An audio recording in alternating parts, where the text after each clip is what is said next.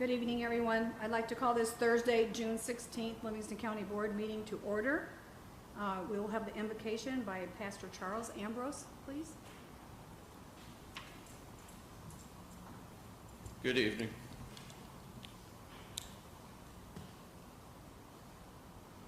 Father, we come to you tonight, and we first of all thank you for your mercy and your truth.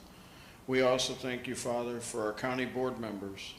We pray, Father, you give them wisdom and understanding as well as direction on the decisions that are to be made this evening, as we agree on your word in Proverbs chapter 3, 3-6. Let not mercy and truth forsake thee. Bind them about thy neck. Write them upon the table of thine heart. So shalt thou find favor and good understanding in the sight of God and man. Trust in the Lord with all thine heart, and lean not unto thine own understanding. In all thy ways acknowledge him, and he shall direct thy paths. In Jesus' name, amen. Amen. Amen. Thank you. And then we'll have the Pledge of Allegiance led by Mr. Carley.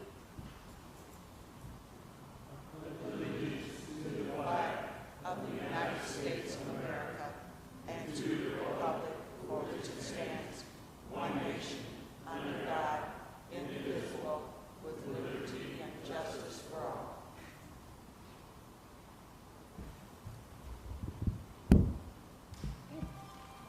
Whenever you're ready, Christy, for roll call. Vietti. Bunning. Present. Kirkton. Present. Manker. Present. Berrickman. Present. Allen. Bannon. Here. Steichen. Schaefer. Here. Menninga. Kestner. Welch. Present. Carly. Present. Weller. Present. Ritter. Present. Mays. Lovell. Present. Ambrose. Here. Blackard. Present. Aaron. Here. Vidstum. Here. Arbogast. Here. Wilkie. Runyon. Here. Okay, thank you. You have the agenda before you. I need a motion. Motion to approve by Fannin. Second by Weller. All in favor, signify by saying aye. Aye. Opposed, same sign. Okay, and now you have the April 14th meeting minutes. Ritter, second by Manker. All in favor, signify by saying aye. Aye. Opposed, same sign. Okay. We have no appearances, no presentations. Move down to consent agenda, approval of bills, and the appointments that you see there. Need a motion to move. Motion to approve the consent agenda. Bannon and Ritter, second. Okay. Need a roll call on that, please. Vietti. Bunning. Yes. Kirkton. Yes. Manker. Yes. Berrickman. Yes. Allen. Yes. Bannon. Yes. Steichen. Schaefer. Yes. Menninga. Kestner. Welch. Yes. Carly. Yes. Weller. Yes. Ritter. Yes. Mays. Lovell. Yes. Ambrose. Yes. Blackard. Yes. Herring. Yes. Vidstum. Yes. Arbogast. Yes. Wilkie. Runyon. Yes. Okay. Thank you. Move down to action agenda, committee reports. We'll have first up Mr. Schaefer, Finance. Thank you, Madam Chair. First item of business, Finance Committee, we had brought to us from our administrative staff a proposal to alter with the next budget year beginning December 1st, our salary schedule. It was explained to us this is in large measure response to lack of success in filling open positions over an extended period of time, getting feedback that it appears we're a little behind the game in compensation levels, and this new schedule, beginning with the next budget year, would give more discretion and raise those a little bit. Elena and I think is Ginger here could do a lot better of explaining the wherefores and whereases of that if you have questions, but that's the gist of it. So I would motion that we do that, but Okay, need a we're in second. discussion. I'll second that. Second by Mr. Kirkton. Any discussion? Yes. Okay, that's that. Thank you, Madam Chair. I have reservations about the proposed salary schedule that we're considering tonight. I understand these are not across-the-board raises. They're guidelines for our management team. But how long until those guidelines become actual wages? We are naive to think that employees will not be lining up at the door come December, and I do not blame them. Employees in any sector have the upper hand in negotiations right now. Those guidelines, I would argue, would become a reality extremely quick. Our last adjustment to the salary schedule was 2 years ago in 2020. Out of the 143 employees impacted by this schedule, roughly, 92 of them, or 65%, have wages that are currently above the mid-range, which is what they're advocating that we push for. The current proposed salary schedule has the potential to be a substantial risk, and I'm afraid that we may be stretching ourselves too thin. Right now, as a county, we are working through several costly capital improvement projects. Full transparency, I support every one of them, not to mention the undertaking of a large-scale commercial property assessment project that will benefit the county, but could potentially have dire consequences for our business community. Right now, we are facing potential threats to our top external sources of revenue due to state meddling. We were all at the town forum where they were talking about the Pontiac prison, and we know the taxes that are coming down for the landfill. Right now, as a county, we are witnessing the most severe inflationary pressures that we've seen in decades. Right now, we're processing data from the census that notes that our population has declined by 8% over the past decade. Our population is aging. We have many folks who live on fixed incomes, a median household income of $58,000, and a per capita income of $29,000. And 40% of our students in our school district qualify as coming from low-income families. Right now, we are recovering from a government-led lockdown, which has left many of our businesses shuttered. Right now, we are experiencing cultural shifts, which comes with it a new definition of what work means, which has left many traditional employers, like the county board and manufacturing, understaffed. But right now, my biggest concern is we as a county are prone to more unknowns than we ever have been before. A few points that I'd like to make or questions that I would like to have answered before I make a vote. The increases in the range, the changes range anywhere from 9 to 33%. Some of the largest increases are for rankings that are not necessarily facing lack of employment or retention issues. And you'll see an average of a 20% change in rankings in the mid-range that have a majority of our employees in them. Are those kinds of increases for that large of a group sustainable in the long run? The average cost of living allotted per year in the private sector is between 2 to 3%. Throw in inflation, you have another 8 to 12. The increases proposed here are well above that. Have we considered eliminating positions, adjusting job descriptions, dividing up responsibilities among current staff and compensating them more? Outsourcing those responsibilities?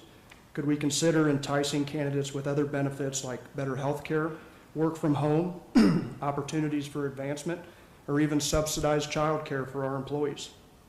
Have we considered hiring third-party scouting agencies? Or have we considered putting requests for applications online and not in newspapers that nobody reads? Have we considered narrowing our scope to only address those employees who are not earning a wage near the county's per capita income? By my numbers, that would be roughly 43 employees or 30%. The $1.50 raise in January that we all said yes to will reduce that number of employees by my calculations down to 30 or 21% of our employees impacted by this particular schedule. Have we considered handling only the wages that put us at risk for not fulfilling statutory obligations like minimum wage? With a $1.50 raise coming in January, I counted 9 out of 143 employees impacted by this schedule, or 6%, who currently would not be on track to meet minimum wage requirements in 2025 with the current salary schedule. Does that justify a change for all 143 employees? we're having difficulty filling 8 to 10 positions, less than 7% of our workforce impacted by this schedule. Does that justify a change for all employees? How will these increases impact negotiations on our upcoming union contracts? They'd be fools not to negotiate something similar or better. How do we gauge the results of our decision? When we come back, as you suggested, we would need to review these again in 2 years. What metrics are we using to show that the decision we make is the right one, or that we should have chosen something else? These are the items that I'd like to discuss prior to taking this vote. I'd like for us to table this item until the next full board meeting. If this is the salary schedule that our directors, who I have a tremendous amount of respect for, if this is what they want to stick with, then I need them to prove me wrong. When I run my method of risk analysis over those numbers, it doesn't work. It is a risk. I think we can come up with a plan that better suits both the employee and the people who pay that employee's salary, the taxpayer. It's a manager's job to fight for their employees, and I commend our managers and directors for doing that just here. But it's a board of directors' job to counteroffer. Saying no to this proposed salary schedule isn't saying that we do not trust our administrators, directors, or managers. Asking for this to be pushed to next month is not saying that we don't think our employees should be compensated for the services that they help us provide taxpayers. I agree 100% there are problems, but I do not agree that the salary schedule or the resolution on the table is the answer to those problems. There is no harm in putting this off one more month for further discussion. And with that, I would like to make a motion to table this until next month's full board meeting so we have an opportunity to discuss and review further. I'll second that. Okay. Well, there's a first and a second. You act on that motion. You got another motion on the floor? A motion to table, well, Yeah, a motion to table until next month's meeting. Right. And I yield my time to, that takes But- precedence over the The present. motion, the first motion. Correct. So we will do this by roll call vote. Do you want to have some point of discussion? order, point of order, ma'am, Madam Chair. Yes, Discussion. yeah, discussion. Yep, go ahead, Joel. I guess for Ginger, so Seth made a lot of good points there. It sounds like the average of the increase for that scale from the old to the new comes out to about 20%. Is that about right? And I know it's a scale that gives discretion to our staff, and there's no doubt that there's going to be some creep in pay for people, you know, as this new salary scale comes forward. And so I don't know how long it would take for, you know, the average that it's at right now to creep up, you know, say if it's 20% or so. Do we have any idea, you know, how much that's going to cost the county, you know, on a yearly basis if, you know, say salaries were to go up by 20% for the people that this affects? First of all, let me address that you're talking about an average. So the salary schedule at the bottom of the scale is going to have a larger percentage increase than those at the top of the scale. The ones at the bottom of the scale are the ones that we are trying to stay above that minimum per capita for our county members. I don't have a full onset, this is what the 20%, this is what it's going to be over this, you know, if we do this salary schedule, where all of those people are going to fall, what that's going to be in a year, what that's going to be in 2 years. We don't know what our jobs are going to do in 2 years, what jobs we're going to need to target in 2 years. What we have proposed here is what we feel is going to be what's going to help us make sure that we are competitive in our salaries for like positions in other counties, like positions in what we're doing within businesses, one business to the other.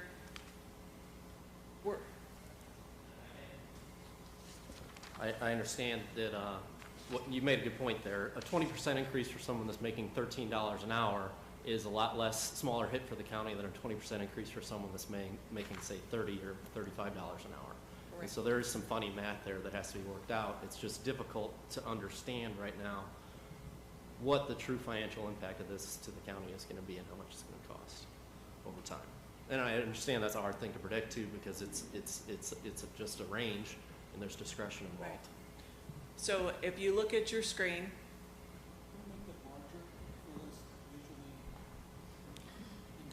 Did you forget your glasses? Get some glasses off your forehead and put them on your eyes. okay, so Oh, thank you. current wages,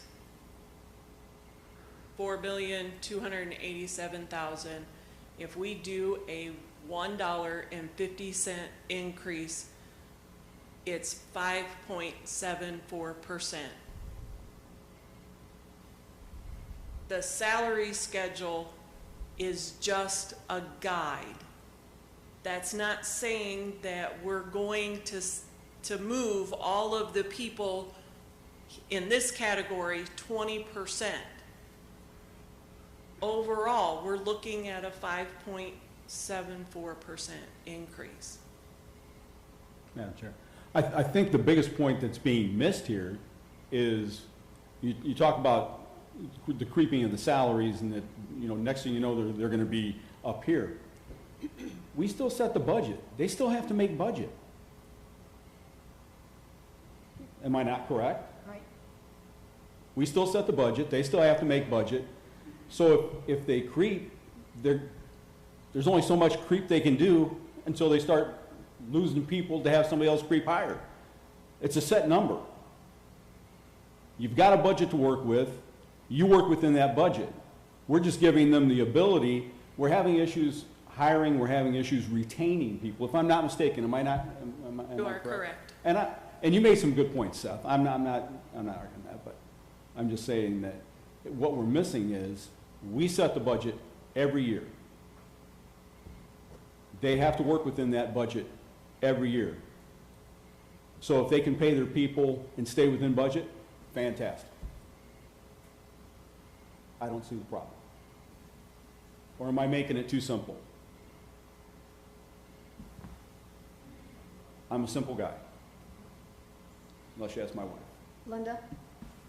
Well, I think Seth has done a lot of work. I hope we give him the chance to either prove or disprove his figures, because on a spreadsheet that he, went to the trouble to make in the mid-range in the P1 category, he shows a 33% raise.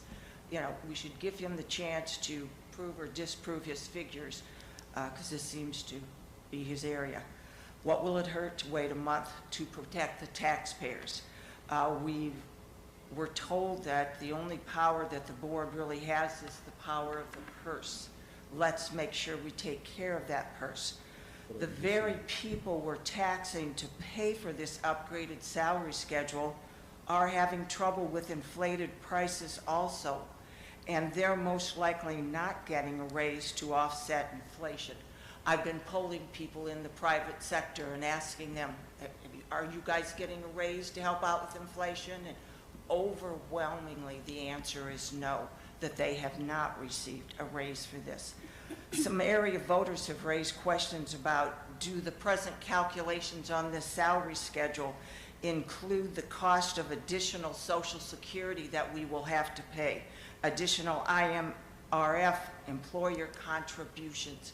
That should be figured into this also. This came through committee, and right away the next week, the full board is voting on the proposal. Tonight is the first time many board members are seeing this proposal. We need to give them time to do their due diligence, look it over, for the committee to discuss things, And so what would it hurt to wait a month and send this back to committee? Thank you. Is there any other discussion, Marty? Well, wait, hold So, on. yeah, anybody else before me? What's that? Anybody else before me? Yeah. Anything else besides Marty? Ginger? I would just like to address the 33%. When you're going from $10 to 13, yeah, that's 33%. But minimum wage is 12. We can't have a salary schedule that starts at 10.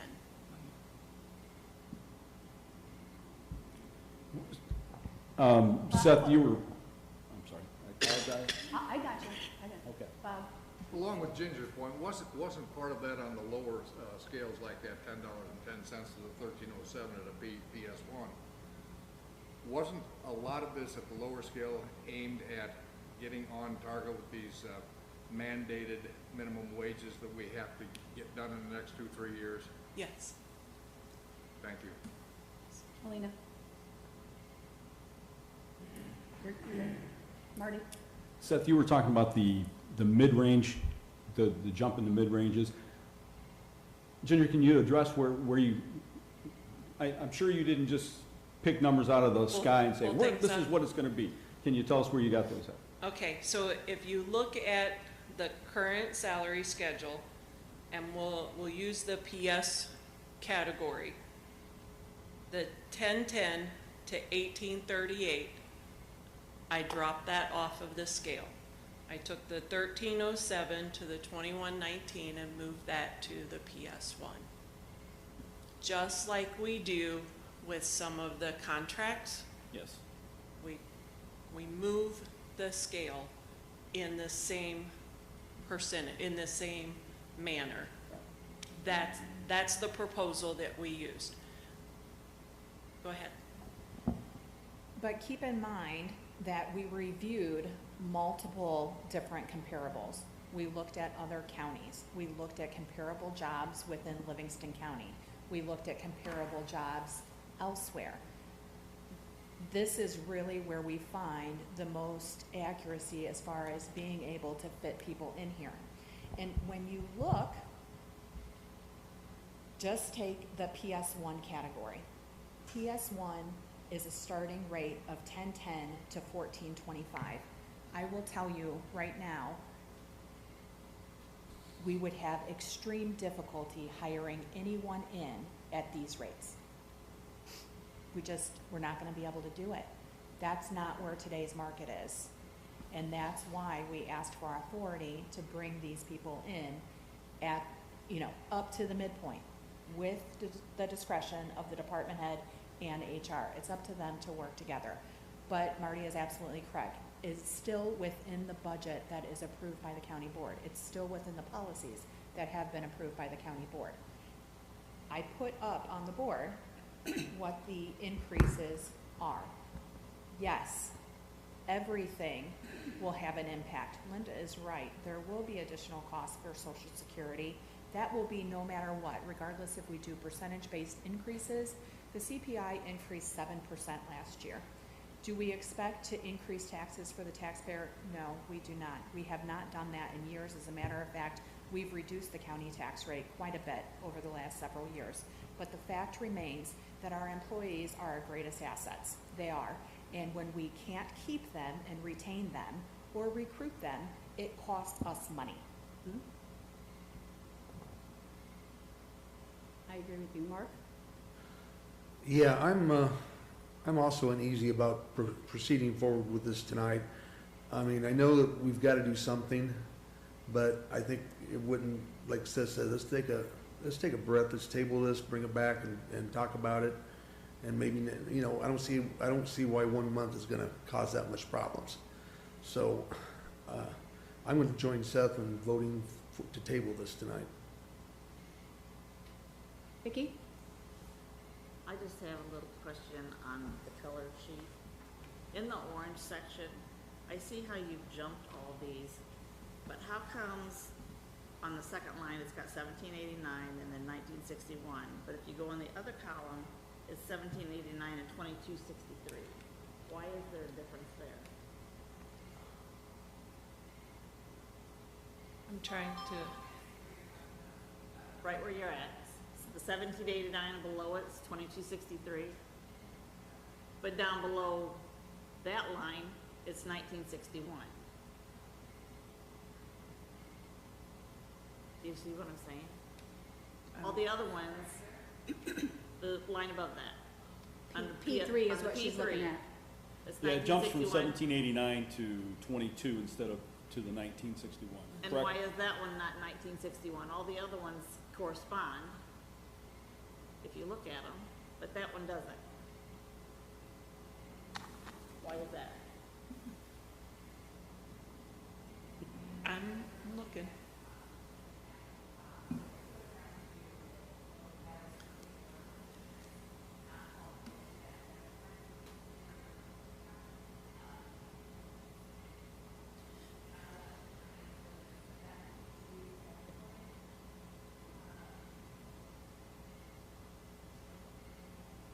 The P2 category is mostly our public health and mental health.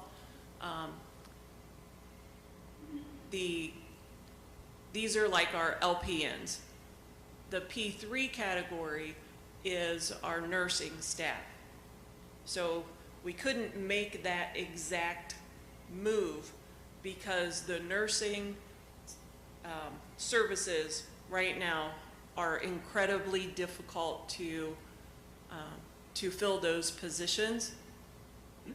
So we couldn't start at 19 and still be competitive in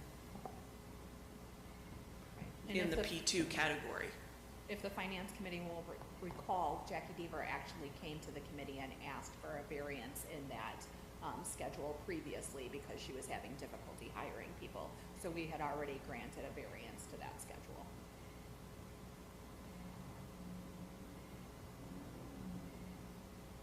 Any other, Joel? Question for Alina.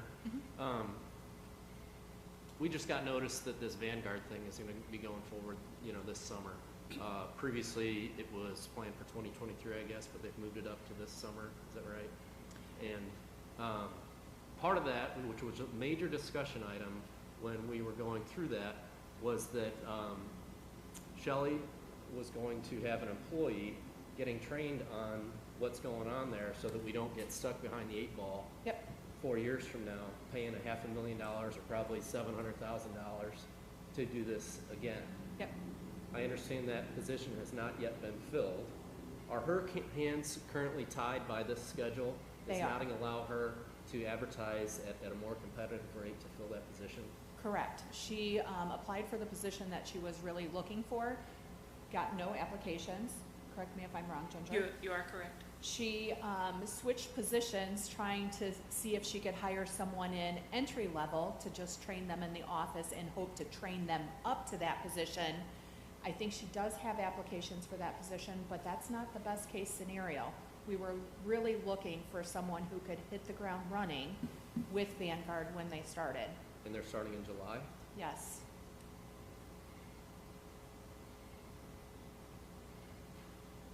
Gerald? So talking about that, are we taking then, since we can't get anybody, are we gonna take one of our current employees in that department and gonna make them take the job of that, maybe try to get, we get somebody trained like Joel's talking, that way it's done? No, unfortunately, I don't think that anybody in that department is interested in moving into that position. And again, Ginger, please correct me if I'm wrong, because this is something that you deal with more on a day-to-day basis than I do. No. So Shelley is gonna have to do some of that work as the manager for that department herself and help train that person. Okay. It's unfortunate. We did do an interview this afternoon for that position, and we're not sure that that person is truly going to be interested now that they've seen the amount of work for the $15 to $17 an hour that we can advertise for. I can hardly expect that we'd find someone good enough in the nuances of real estate assessments for $15 to $17 an hour. We did advertise slightly higher, Joel, which just goes to the fact that it's across the board, it's not just in one position. So what category were we in for the first one? The pay was quite a bit higher, we still did not get Right. anyone. So we advertised as a commercial valuation specialist, which would be a PS3. So under the old schedule, that's 16 to 20. Under the new schedule, it would be 19 to 24. But because we don't have the new schedule, we could only advertise 16 to 20. Right, and she actually did have someone who had experience in this area, actually from another county.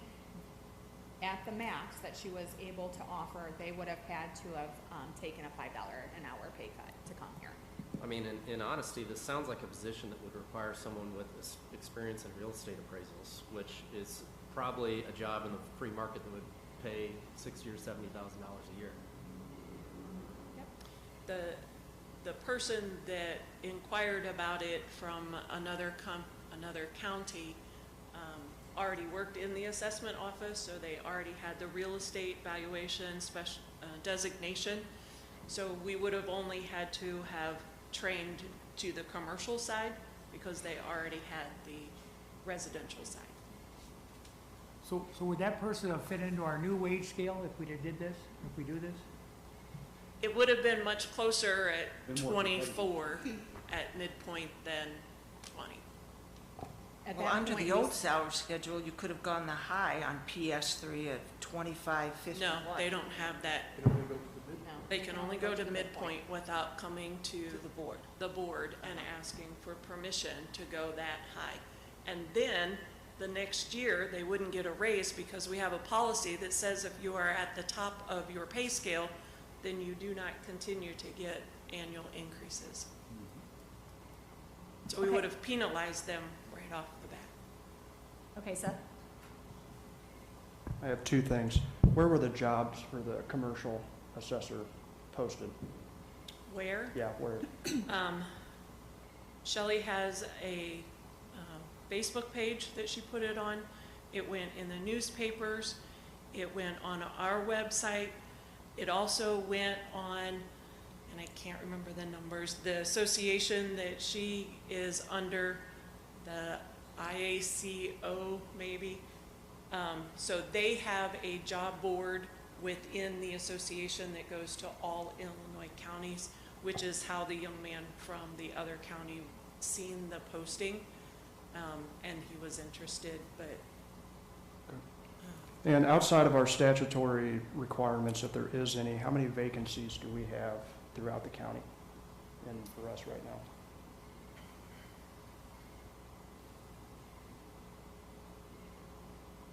Nine. These are all great points. The only thing that I'm asking is we table, have further discussion, hammer things out. Let me see the numbers and the models that you used. My argument is with all of the uncertainties that we are facing, just as our taxpayers are, instead of addressing every single classification or ranking, can we hone in our scope to address the issues that we're having with the critical areas, like the assessor? And I think that we could have that discussion over the next month, and if I'm proven wrong, I would be more than willing to accept this salary schedule as it is. Jason? A couple points here, and I understand where Seth is coming from, and there's been some great discussion here, but as Marty had said before, the federal government has put us in this bind to do so. As Ginger has said, as Joel has talked about, we are to the point to where, and I think it was mentioned at finance, and to those that don't sit on finance, I apologize if you think that you are just now seeing this for the first time. It was available for you to go through and take a look at. You know, much of this discussion took place in the finance committee. The federal government is tying our hands on the raising of the minimum wage between now and 2025. It's unfortunate, but it's the way it's got to do. It's going to cost not only this county, it's going to cost every county, it's going to cost every private business, it's going to cost everybody. The cost of this is going to be detrimental for a lot of things. We are shorthanded. We are having a hard time competing not only in the public sector, but the private sector. I am not 100% on board with this, but I understand what we're up against. I urge everybody to vote down the table and vote for the motion that's on the floor. Thank you. Now, if there's no other discussion, I want to make a correction, if I can, Seth, with your motion that you want to postpone this, not table it. There is a difference. Postponing is to table, it could be an indefinite. I want to make sure that we continue a discussion. So you want to postpone until committee next month? Yes, yes. Okay. I had one more thing. Yeah. I think something that needs to be discussed at finance next month as well is that this position under Shelley seems to be of utmost importance for the long term of her office and us staying in compliance with this every 4-year reappraisal deal. I think that we should consider creating a special position for that that's at a higher pay rate so that we're not stuck paying $500,000, $600,000, $700,000 again for this down the road. I think it's very important, and you know, that one position took over a lot of this discussion, I think for good reason, and I think that needs to be discussed very soon here. Point well taken, Joel. What? Point well taken. Yes, yes.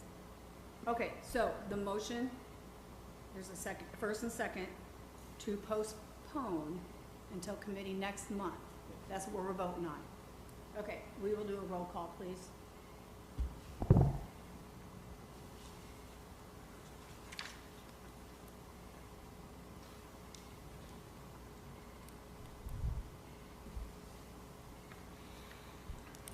Excuse me, Madam Chair. Just to clarify, a yes vote means we don't decide tonight, it continues to go, correct? Right. Thank you. A yes vote is to postpone until next month.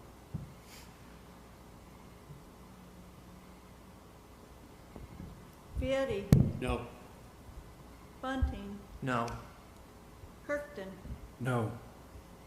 Manker. Am I wrong? We're voting to postpone this discussion until next month. Correct. Yes.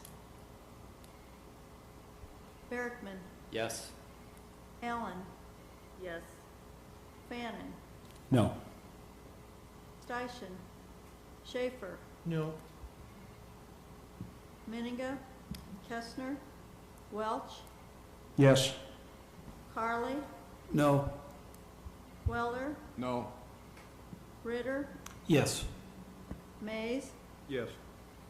Lovell, Yes. Ambrose, Yes. Blacker,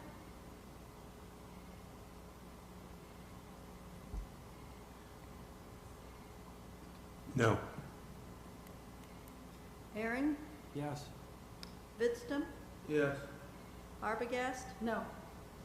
Wilkie, No. Runyon. Yes. 11 ayes, 10 nays. So it will be postponed until, it'll be brought up again next month at committee. Great discussion. Onward. Now, speaking of salaries,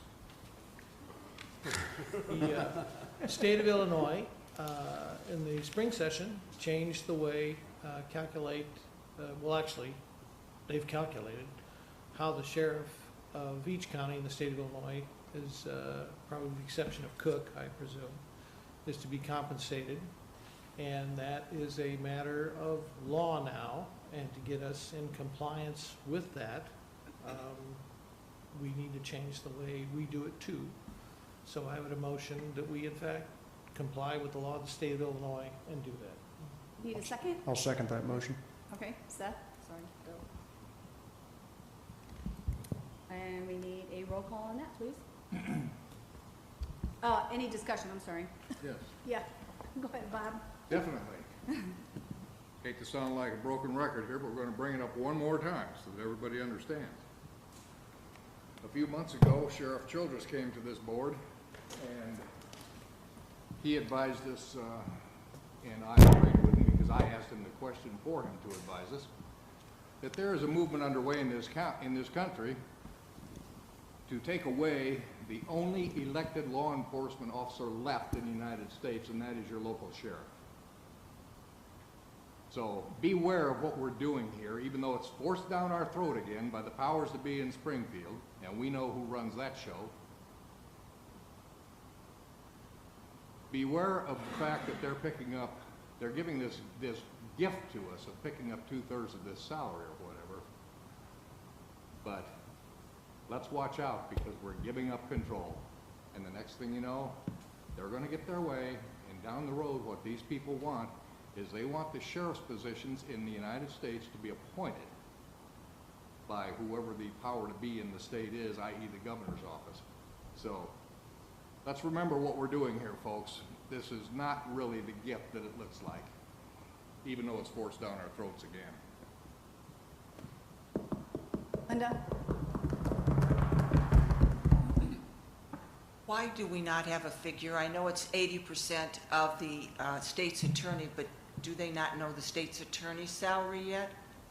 It's because it can change at any time. So as an example, we just got notice of a change that will go into effect as of July 1 Will of it this cost year. us more? Yes? Yeah, it never goes down. That's a good point. Yep. That is exactly why it's written like that, because it's required that it be at least. And so we're saying, guess what? It's going to be that amount. Well, because I see there's a extra $6,500 stipend on there too. That is paid by the state, and so it's required that we provide notice that that is also a compensation that the sheriff receives. That's not something that we pay direct, it comes direct from the state, but it's acknowledging that he does receive that in addition, yeah. The stipend has always been there for many years. On the good side is the net effect to us as far as taxpayers. It'll be spread out among everybody in Illinois, but at least as far as our budget actually gets less. So Yes. there is a positive. Mark? I just want to understand, we don't really have a choice on this, do we? I mean, Nope. No, it's by the state. So, I mean, even if we vote it down, it's still going to go into, It's still gonna go into effect.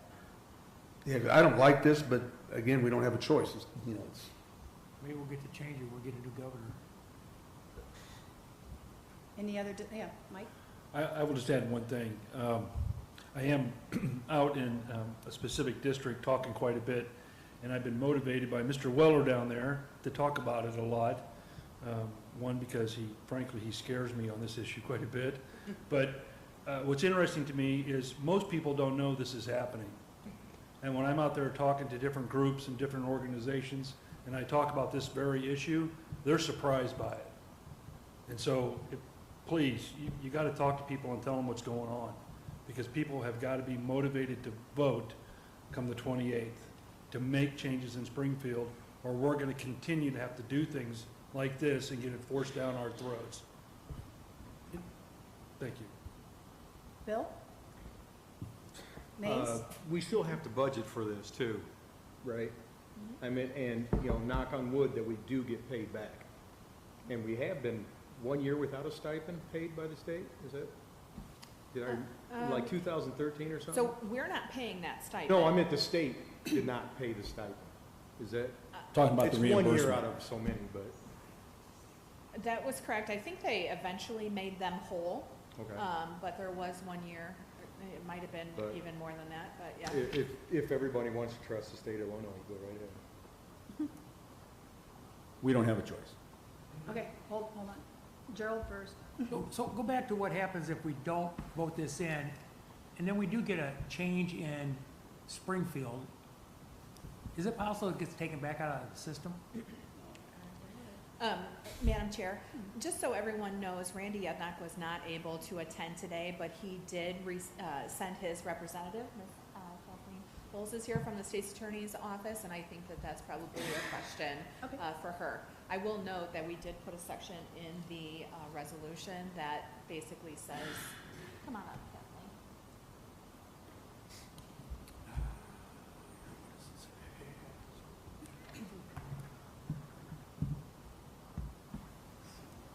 So, I was wasn't able to hear super well, so what was the question specifically? So basically, they're asking if for whatever reason the law that implemented this is overturned, maybe by a future General Assembly, what then? What then? So that's something that I would have to look into. Mr. Yednock can brief me on what would happen in that instance. But I mean, you would have to enact laws that would be consistent with the law, and if this law would be repealed or something, then I believe this board could act appropriately based on that. But I would have to do some research into the case law to actually say for sure. So the one thing that I will say is that the county board previously approved a resolution, and we actually wrote that into our resolution, the one that you're approving tonight, basically acknowledging the statute that says that you have to adopt the resolution itself, and we say, yeah, we already did that, but it doesn't comply because you did this. And then there's a section in there, if you look, that says if anything is found null and void, then it doesn't nullify the whole thing, kind of thing. So. Jim?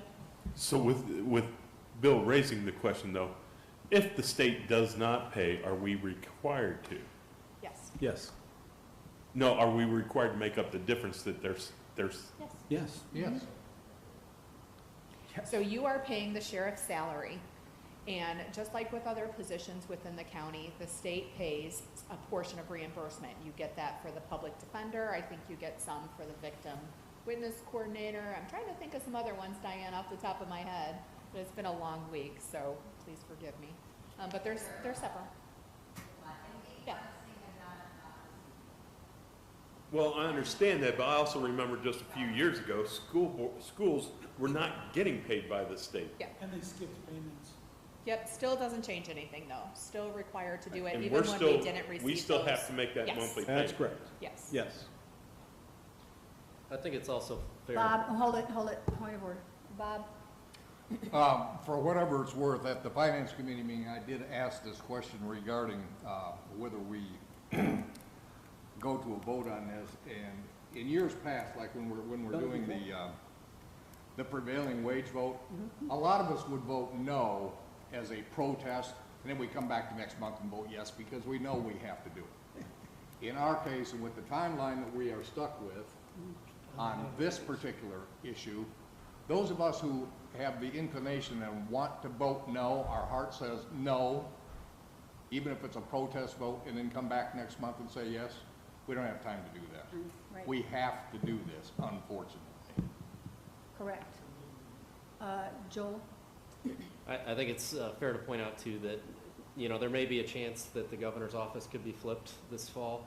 However, the Republicans are still in a super minority in both the House and Senate, and simply getting the governor's office is unlikely to change this. Correct. Bill? Can you speak into your microphone, please? If we all just vote no, it's still gonna go through. Yes, it will. So it doesn't, it makes no difference. Is the county under any liability? I mean, could we be sued by the state if we vote no on this? As a matter of law, it's going to go into effect regardless. So, I mean, it'll be required to be, the sheriff's requirement, or the sheriff's salary is going to be required to be what it legally has to be regardless. But the law also says that the board shall Yeah. set the salary of the sheriff. So by statute, we have to. And by statute, it has to be a minimum of 80% of the state's attorney. So if you'd like to make it more, you can. They've left that. Yeah. Oh, we got jokes. Are you on It's a been a roll? long Okay, week. any other discussion on this before calling for the vote? Now that we've had Alina's comedy hour here. Way off our salary scale. Okay. We have a motion and a second, right? All right, roll call, please. Fieri, Yes. Bunning, Yes. Kirkton, Yes. Manker, Yes. Bergman, Yes. Allen, Yes. Bannon, Yes. Schaefer, Yep. Welch, Yes. Carly, Yes. Weller, Yes. Ritter, Yes. Mays, No. Lovell, Yes. excuse me, Ambrose, Yes. Blackard, Yes. Aaron, Yes. Fitztum, Yes. Arbogast, Yes. Wilkie, Runyon. Under protest, yes. Under duress. Great. Last thing, Diane set us up a budget schedule for entertaining budgets for this year. That will commence in earnest next month. So away we go for another year. Okay, That's thanks, it. Tim. You're welcome. All right, now we'll move down to Highway Committee. Mr. Lovell? Thank you, Madam Chair. Clay's getting up to the podium. We're gonna have 6 items tonight. The first 2 are gonna be tied together, and it's gonna be a resolution to accept the low bid for the highway maintenance building with Vissering Construction. It's in your packet. And the second one is outlining the highway maintenance building contract and expenditure approval. Basically, Clay, do you want to discuss it from there? I think you would do a great job, but I will try to. Clay, you'll do a better job. So yes, you have the amount in the resolution for the low bid for the building plus the alternate. The total bid is for $3,665,700 submitted by Vissering. That included, again, that alternate for the extra 35-foot bay. We realize that this was above what was originally budgeted through finance, and so we met with finance and discussed that, and obviously the factors that contributed to that, with no one knew that everything that COVID was going to affect, the steel pricing, labor shortages, labor wage adjustments, obviously the war, fuel prices, so a lot of obvious unpredictable items for the increased price from where this thing started on an estimate. We talked about it at committee, and I think the general consensus or the need and purpose still remains the same. We've outgrown our existing facility with the equipment that we have, so that's where we stand. So we were just asking that this bid be awarded.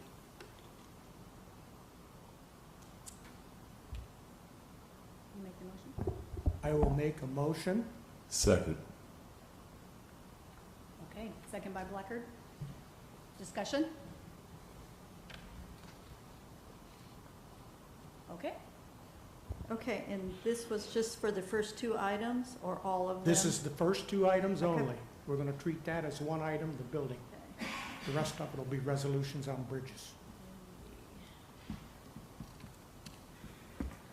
Beatty, Yes. Bunning, Yes. Kirkton, No. Banker, Yes.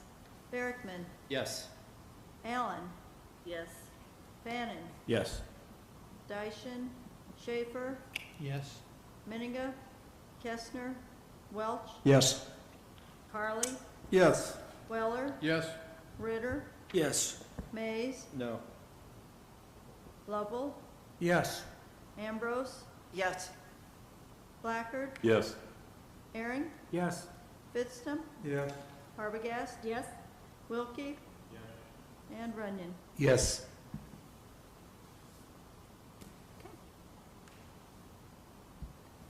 Motion passes. Okay, Clay, if you want to go ahead now with the letting results. Okay, so in the packet, you can see that we had a letting also on several aggregate surface sections in 5 townships. Those are for a couple of half-mile sections and then full miles. And those came in at reasonable price for each of those, slightly over the estimates. And I didn't know, were you going to want me to move on to the engineering agreements after that, or were you going to separate this as a? No, you can go on. We'll treat all them as one item, the next Okay. 4 items.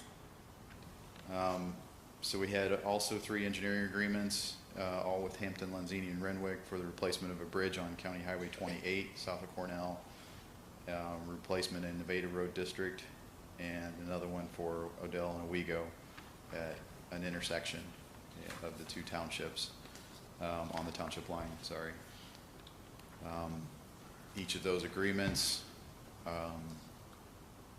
the one for the county highway is a not to exceed of $62,000. The Nevada Road District is $48,000, and the final one was for $52,000.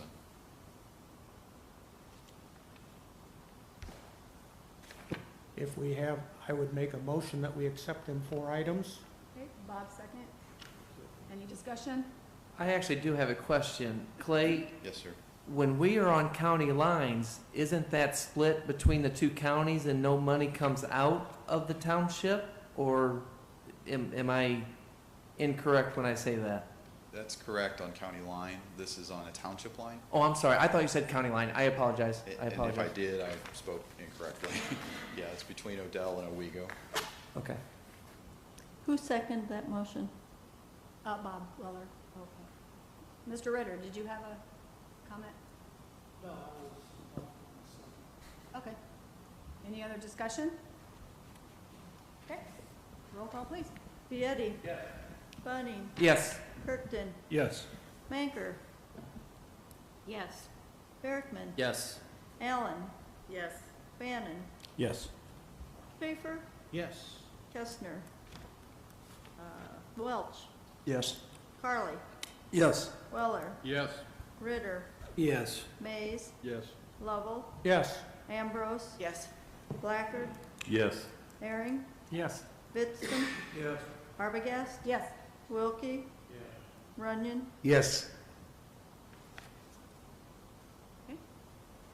And I have one other thing to say. Thank you to Mr. Runyon for running the committee meeting last week when they had to discuss the building project. So, thank you, Mark. He pushed it across the finish line, Mr. Lovell. As you knew he would. I know. I done a lot of work with him ahead of time, though. Thank you. Okay, thanks, Clay. Now we'll move down to Ag and Zoning. Jason? Super. Thank you, Madam Chair. This is probably an action item I'm going to bring forth from the Ag and Zoning Committee.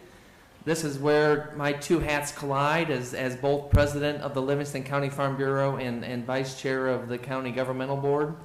Last month, our board of directors at the Livingston County Farm Bureau brought forth this resolution. It was motioned and seconded and passed unanimously to bring the resolution of the County Board of Livingston County, Illinois, supporting agriculture in Livingston County. I will go ahead and read it if you allow me the time. Whereas Illinois is home to more than 71,000 farms, 96% of which are family-owned and a third of which include livestock. Whereas Livingston County accounts for 1,313 of those farms. Whereas agriculture supports 2,801 jobs, which accounts for an estimated 15% of total jobs in the county. Whereas agriculture as related industries generate total sales or output is estimated at $969.6 million. Whereas farm property provides 34.5% of the taxable value, which provides services to residents. Whereas Illinois farmers support the food security of our citizens, the international pandemic displayed the importance of American food systems, processing, and supply chain weaknesses. Whereas new livestock development accounts for additional jobs, creating additional economic growth within the county. Whereas farmers are dedicated to caring for their animals in ways that also benefit the land, using tools and technology to better manage soil nutrients, water runoff, and air quality on the farm. Farmers are using fewer natural resources and reducing their carbon footprint while producing more food. Whereas farmland is an infinite resource that is vital to agriculture, food production, and the economic well-being of our county. Whereas Farmers in Illinois face multiple layers of regulation involving state and federal agencies providing a comprehensive, robust regulatory program for all farms, including those raising livestock. Whereas data and information from state regulatory agencies demonstrate environmental issues from agriculture are an extremely rare occurrence. Whereas the county recognizes the value of agriculture contributes to our county and rural way of life, is the backbone of our county. Efforts should be made to accommodate future success of the rural community. Now, therefore, the Livingston County Board acknowledges and supports agriculture within our county, the jobs created, taxes generated, technologies embraced, and environmental practices implemented by farmers make agriculture a valuable industry within our county. Let it be resolved, the County of Livingston, elected board, and county staff will work to support and promote the development of agriculture for the benefit of our county and all of its residents. I so move it, Madam Chair. Okay, need a second? Second. Gerald? Okay. Any discussion? If not, I believe this can be a voice vote, so all in favor signify by saying aye. Aye. Opposed, same sign. Okay, thank you. Thank you, everybody. That is all I have, Madam Chair. Okay, thank you. Move down to executive committee.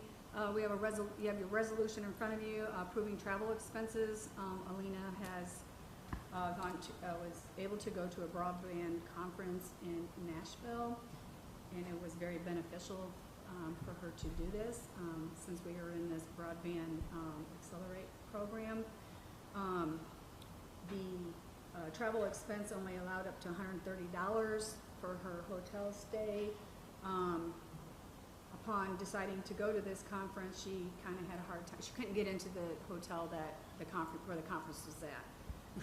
So she did find one for $152 a night, which the total was $458.15, correct? Something like that? I think it was $535. Oh, it was $535? Okay. That might have been with tax though, so. I'm sorry, what? It may have been with tax. Oh, well, that. Couldn't have been, they don't have any taxes in Tennessee, isn't that why everybody's going? You're mistaken, you must be mistaken. Had she been able to stay at the conference, the hotel where the conference was at, that would have been $234 per night. So, just needing approval of the expenses that she, the extra expenses. So I will make that motion. Mr. Ritter second it. Okay, any discussion on this? Okay, roll call, please. Vieti. Yes. Bunning. Yes. Kirkton. Yes. Manker. Yes. Berthman. Yes. Allen. Yes. Bannon. Yes. Schaefer. Yep. Kestner. Welch. Yes. Harley. Yes. Weller. Yes. Ritter. Yes. Mays. Yes. Lovell. Yes. Ambrose. Yes. Blackard. Yes. Herring. Yes. Vidstem. Yes. Arbogast. Yes. Wilkie. Runyon. Yes. Okay, that's all I have. I think IRS is moving up July 1st to what, 62.5? Yeah, travel or the Per diem. mileage. Mileage. Mhm. That was a good conversation in finance. I just want to make sure that everybody here is well aware that it's moving up to 62.5. Okay, all right. Now we're moving on to Public Property Committee, Mr. Vidston. Well, we're progressing, we've got a few little, things to work out in the new health department yet. I think in about a week and a half, we got scheduled to walk through with the, architect again. ComEd has to move some electricity out of the old building before we can start demolition. Hopefully that, I think about sometime in the next week, that's supposed to be done, if I remember right, wasn't it? But you know how ComEd moves. Yeah, they were here, approved the design, and now we're in line. Yeah. So, So 3 or 4 months from now? Well, they're about. hopefully not. They're about, Randy's not here, I can't pick on him, they're about a step and a half faster than our state's attorney, but, yeah. You can relay that to Randy, he'll know who said it. Outside of that, it's been about the regular thing. I guess we did have some bad news, which I think is bad. Mr. Berger has announced he's gonna retire. There'll be some, we'll be like everybody else. It'll be a job that's gonna be tough. Outside of that, I think that's all I have. Okay, thank you, John. We'll move down to Rules, Legislation, Veterans, and Community Services Committee. Mr. Kirkton? Thank you, Madam Chair. At this last committee meeting, we met with the Mid-Central Community Action. They provided us a status kind of brief on what they do and the services they provide here to Livingston County. It was a great briefing. Tom Bailey was also there to provide a report by the VAC. It's well noted that Tom has about 21 days left as of the committee meeting. And I believe this week is when the new... He's actually here. Yep, there he is. Mike, correct? Would you like to get up and introduce yourself? Could you stand to up, the sir, board? and come up and introduce yourself?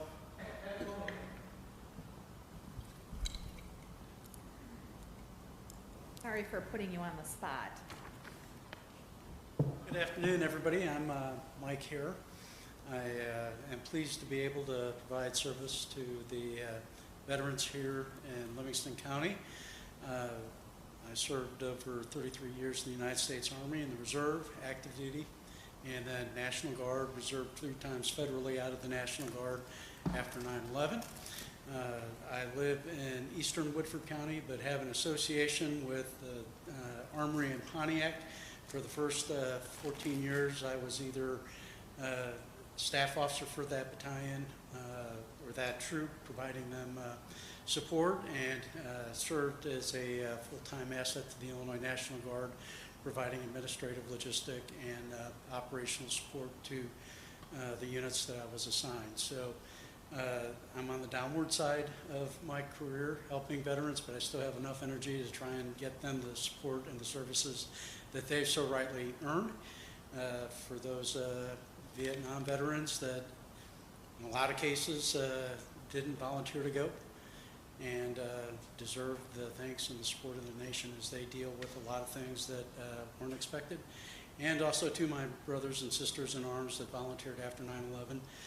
They knew what they were doing, but there were still a lot of things that they did that we as a country owe them a lot for. So my goal is to take advantage of my experiences and working in and through state government and through the federal government to help these veterans in Livingston County get what they've so richly earned. So I look forward to hopefully interacting with more of you in the future, and welcome to your comments and letting me know veterans that may be slipping through the cracks. And I will say that I am a user of the Veterans Affairs healthcare system, and it works much better when they know you versus when you come in really needing the help and them trying to figure it out. So our bodies are just like machines. The more you maintain it, the better off it'll be, and I hope we can do that for our veterans.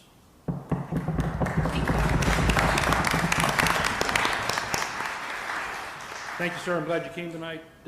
Welcome to the team, and thank you also for your service as well. And also, with Tom being there for this last committee meeting, we presented him with his 20-year certificate as well.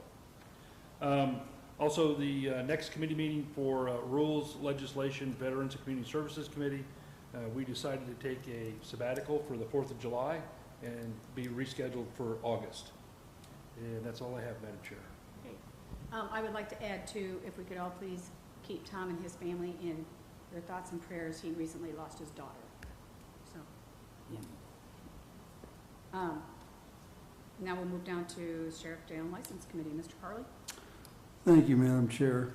Everything is running smoothly at the Sheriff's Department under the guidance of Sheriff Hamilton and Superintendent Draper and their leadership team. End of my report. Okay, thank you. Next we move down to IT. Mr. Bannon. Thank you, Madam Chairman, Chairwoman, Chairperson, something like that. We didn't meet this month, so I don't have a report, but I would like to touch on the Broadband Accelerate program that we are part of. We met this morning. It was a very productive meeting. If all things work out correctly, by next Friday, we will have a survey. We're going to try and get it out we're working with local governments, the schools, and businesses to get a survey out for all the residents of Livingston County. It's a simple web page with take the survey, and it comes with a speed test. And That's the data that we're gonna use to show the state and feds why we need grants for broadband. That's what it boils down to. So, it's been a great group. They've been working hard. Like I said, today was really productive, and we're looking forward to getting that out to the public, and it'll be on our website and another number of other places. And I think we'll have some paper surveys that they can pick up in various places. So looking forward to it, and looking forward to get that information out and getting the information back and hopefully get something out of this. That's all, Madam Thank you. Chairperson. Thank you, Martin, Mr. Feeney. Any public comment from anyone? Beth? Go.